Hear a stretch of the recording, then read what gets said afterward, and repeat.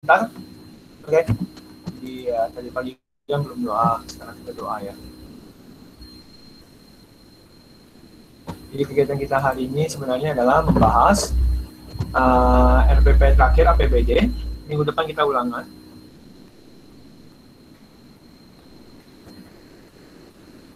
Oke, minggu depan kita ada ulangan.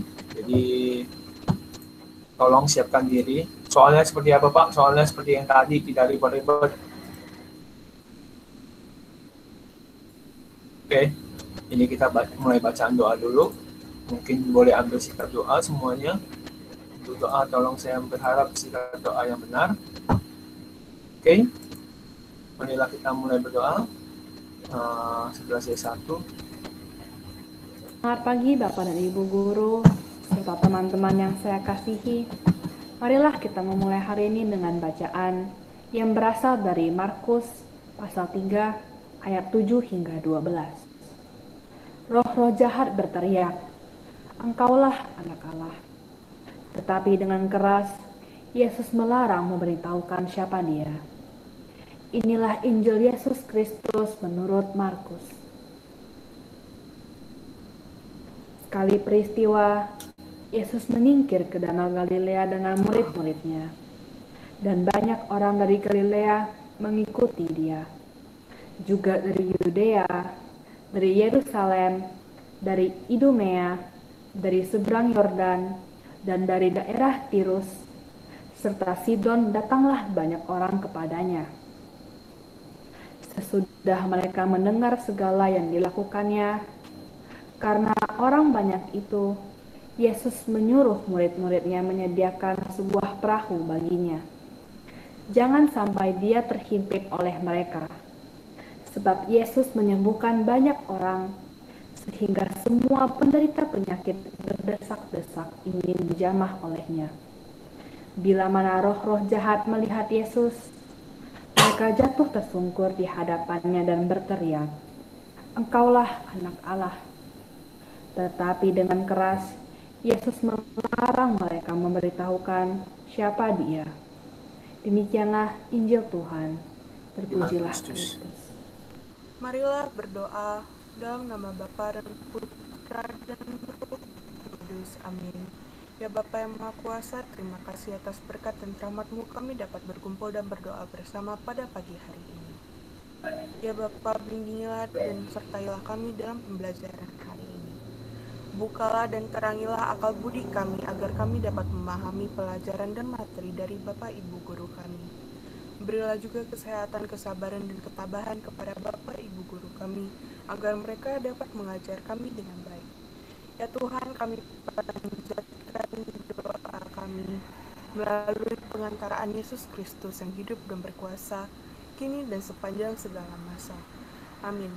Santo Petrus, doakan kami. Dalam nama Bapa dan Putra dan Roh Kudus. Amin.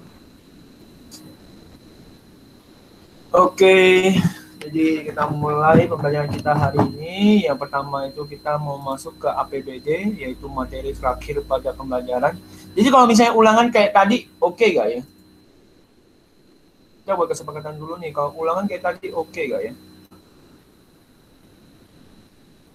Jadi ada centang-centangnya, ada melihatnya yang mana termasuk ini, termasuk itu. Brian Lee, barusan masuk, tolong.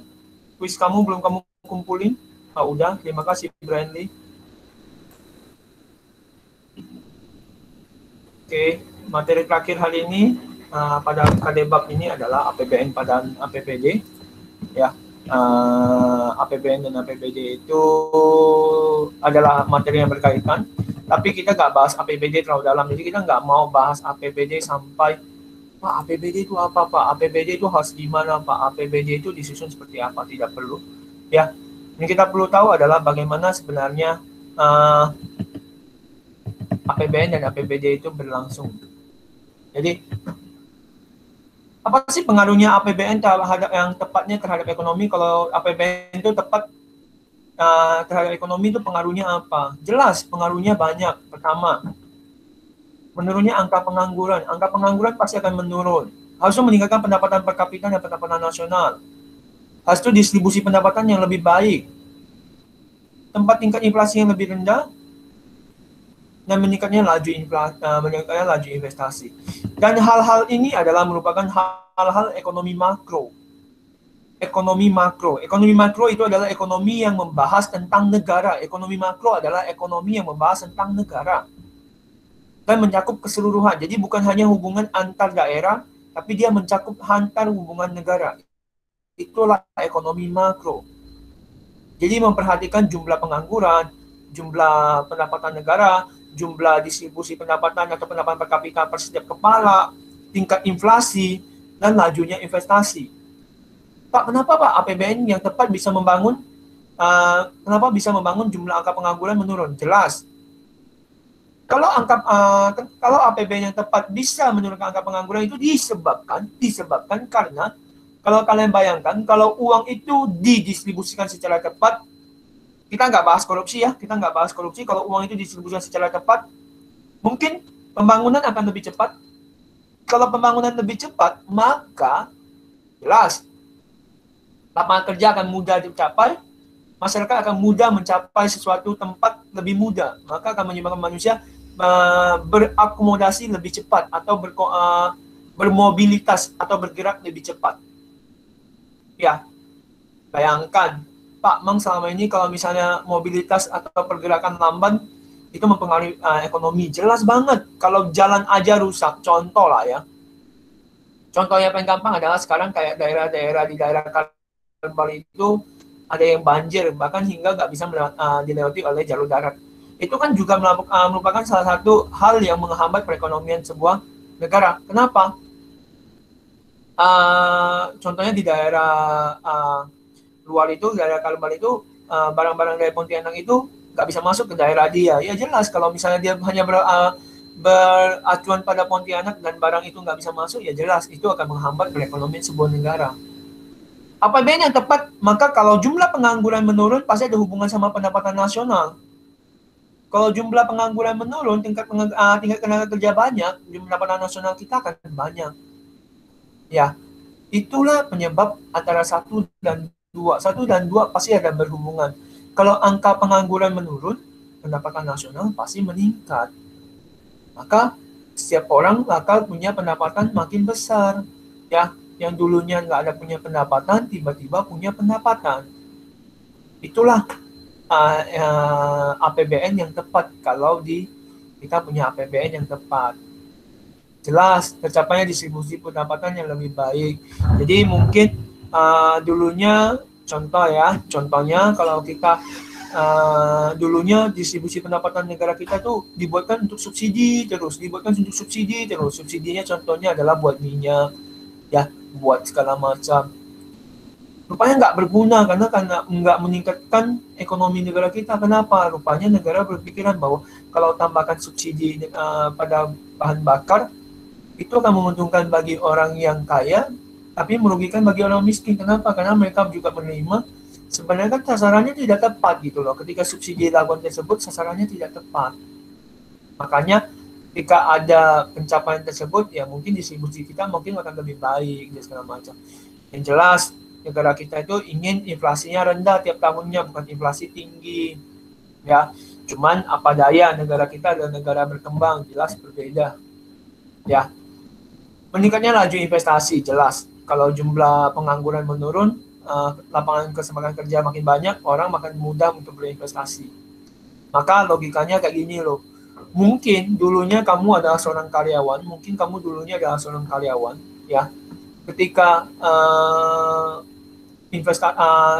kamu udah makin mapan, ya kamu akan membuka lapangan kerja, ya kamu setidaknya mencari naik kelas lah logikanya, kamu menaikkan kelas diri kamu sendiri. Itu sebenarnya pengaruh APBN terhadap ekonomi kalau dia tepat APBN-nya. Nah, apa itu APBD sebenarnya? APBD itu anggaran pendapatan dan belanja daerah. Itu APBD sebenarnya. Itu adalah suatu rencana keuangan tahunan, jadi tetap tahunan, ya, dalam satuan rupiah yang merupakan pedoman bagi pemerintah daerah melakukan pengelolaan keuangan daerahnya. Jelas. Kalau kayak Pontianak, Mang, lakuin apa sih, Pak? Yang paling gampang kalau kalian mau lihat pembangunan di Pontianak tuh, lihat Gajah Mada tuh, lihat Jalan Gajah Mada tuh. Itu baru tuh. Itu APBD juga tuh yang dipakai tuh. Ya, atau enggak pengaspalan jalan, pengaspalan jalan juga termasuk APBD. Pak, bagaimana Bapak tahu itu APBD atau APBN, Pak? Paling gampang. Negara itu harus transparan. Negara itu harus accountable. Accountable itu maksudnya adalah negara harus memberikan tahu ini dasarnya dari mana, ini datangnya dari mana duitnya. Ya, jadi contohnya kalau misalnya masyarakat pemerintah mengaspal jalan, kalau kalian lihat pasti di satu sisi jalan dia akan menempelkan satu selembaran. Satu selembaran itu yang berisi tentang pengeluarannya berapa, ya, dari bulan berapa dan dari mana, dananya datang dari mana, APBD atau APBN. Kalau kemarin tol yang kita tol landak yang paling baru itu APBN. Nah, yang baru lagi nanti yang dari tol Kapuas itu APBN juga. Pak, itu cara menentukannya gimana? Itu semua rancangan dari pemerintah. Kita nggak bisa tahu itu dari mana. Saya juga nggak ngerti kalau misalnya saya tanya, Pak, kenapa harus ambil APBN, Pak? Ya mungkin kalau pengambilan dari APBD, mungkin jumlah yang kalau kita ambilkan mungkin akan mempengaruhi distribusinya nanti.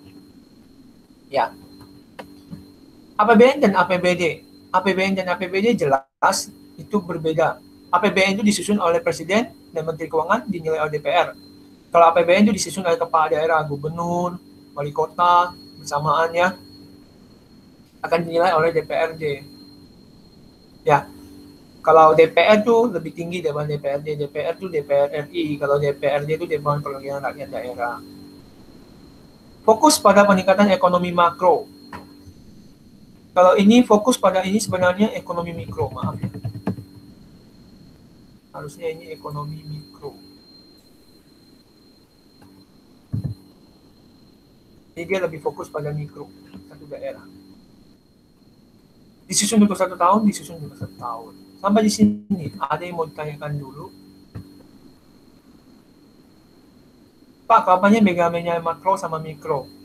Makro itu untuk satu negara, mikro itu hanya berfokus pada konsumen, produsen, sama distributor. Itu bedanya. Ada yang mau tanya dulu?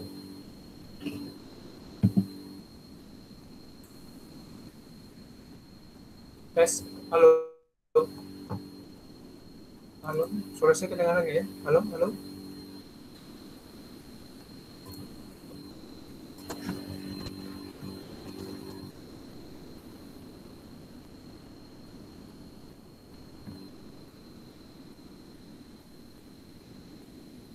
Tes, tes. Halo. Halo. Halo, halo. Halo.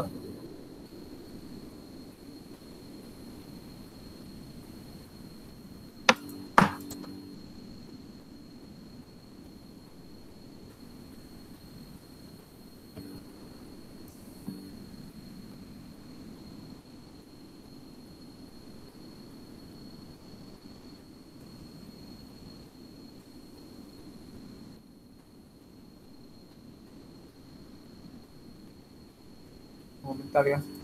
Tes.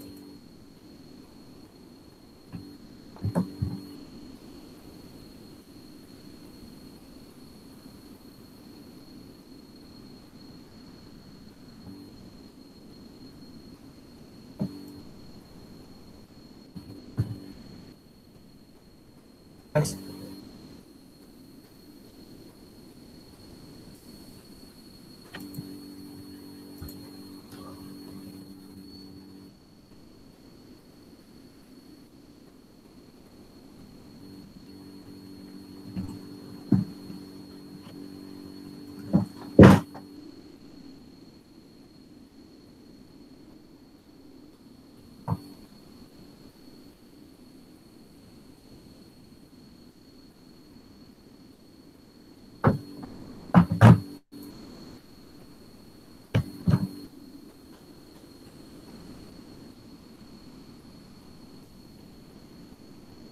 Tes.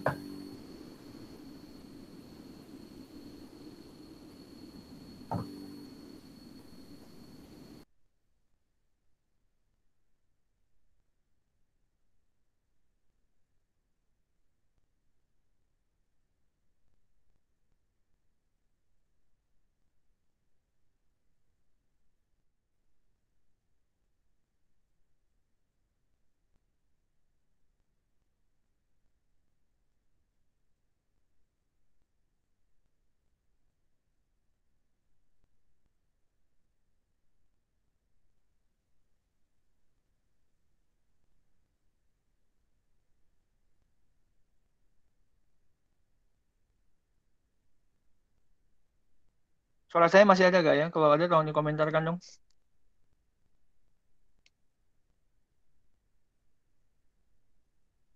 Oke, tunggu bentar ya. Saya reconnect dulu. Eh, ini ada terjadi kesalahan. Ya tadi ada, tapi di laptop saya nggak gerak sama sekali. Itu jadi permasalahannya.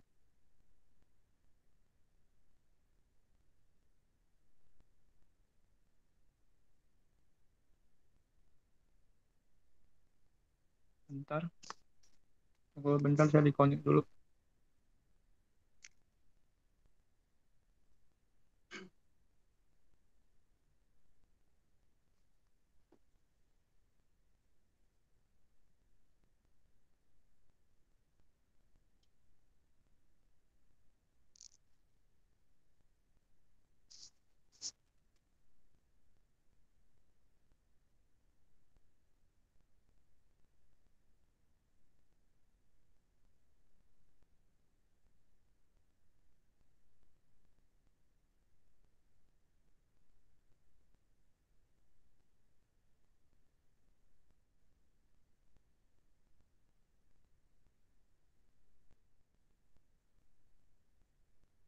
Sampai sini ada pertanyaan dulu. Coba sambil itu dikomentarkan. Ada kau kecepatan bilang aja, nanti saya ulangi.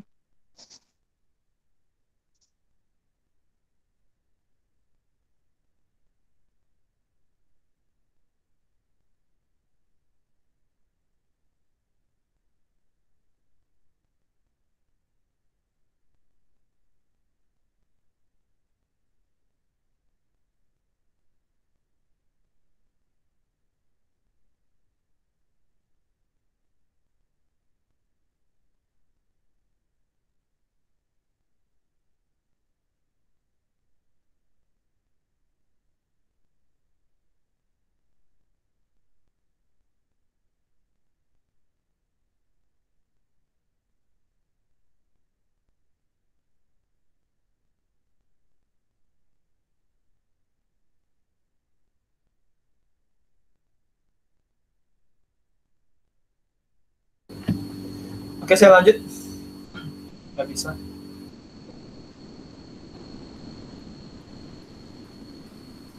Oke, terakhir adalah pendapatan daerah. Pendapatan daerah itu sebenarnya apa sih Pak bedanya sama pendapatan negara? Sebenarnya tuh pendapatan asli daerah itu pertama adalah pajak kendaraan bermotor. That's why kenapa kalau kalian KB plat nomornya B itu harus bayarnya di daerah Jakarta juga, sesuai dengan kalau DK berarti di pasar dan segala macam. Pajak hiburan itu salah satunya adalah pajak hotel. Perhotelan itu punya pajak masing-masing. Kalau kalian lihat biasanya yang lagi ramai-ramai ini kan yang kalau The Urib ya, The Urib itu biasanya di bawahnya ada bilang pajaknya berapa persen. Pajak reklame pastinya, reklame itu merupakan pajak untuk daerah kita. Jadi semakin banyak reklame-reklame yang dipasang itu berguna untuk daerah kita. Jadi billboard makin besar makin bagus ya Pak, ya makin bagus lah, makin banyak daerahnya. Tapi kalau ujung-ujungnya macam taspen juga bahaya. Habis itu retribusi daerah, parkir Pak, parkir seperti apa Pak? Ya parkir khusus lah, bukan parkir yang abang-abang punya. Kalau parkir abang-abang itu pendapatan pribadi. Kalau parkir khusus itu contohnya yang kayak di Hotel Star belakangnya itu adalah parkir khusus. Ya, kesehatan seperti puskesmas itu bisa aja sebagai jasanya puskesmas. Kebersihan juga, kebersihan itu lebih kepada biasanya penjagaan, jadi pembayaran iuran kebersihan tiap bulannya itu biasanya ada.